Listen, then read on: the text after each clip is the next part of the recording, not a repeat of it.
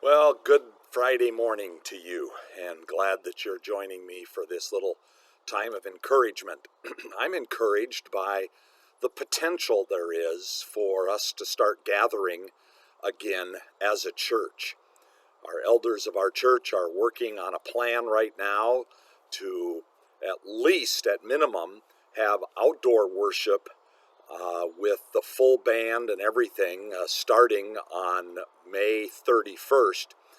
But according to the county order that was issued yesterday, there is the possibility that we'll actually be able to have indoor church with good safety distancing guidelines in place.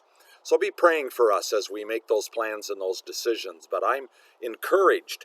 I'm encouraged by the words I shared with you yesterday from the 126th Psalm, but I want to focus mainly on the end of that psalm this morning. It says, when the Lord restored the fortunes of Zion, we were like those who dream, and our mouth was filled with laughter, and our tongue with shouts of joy. We see things being restored, and we're filled with joy. But listen to where the real joy comes from in verses 5 and 6.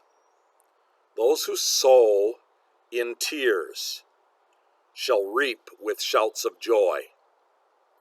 In other words, when we're careful and we understand the hurts and the pains of others, we take into account how our actions are going to affect others. We take into account what their needs are.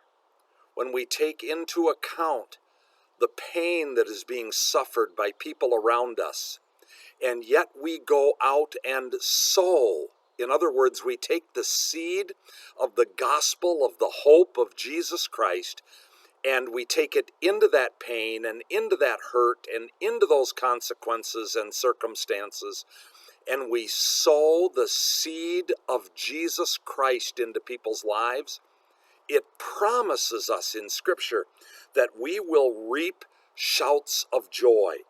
And then it goes on and says, he who goes out weeping, the true empathetic response to a hurting world that goes out weeping, bearing the seed for sowing. In other words, we come into people's hurts, we come into their pain, but we do so with the seeds of Jesus Christ and the gospel of salvation.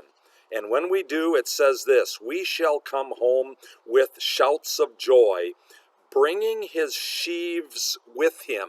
In other words, we are guaranteed a harvest of souls. So today, don't just go out and do your own thing.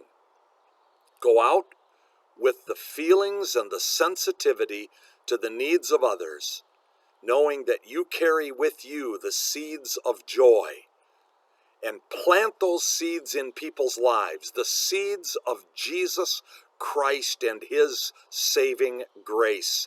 And then the promise is you will come home with more joy than you could even put into the storehouse of your home.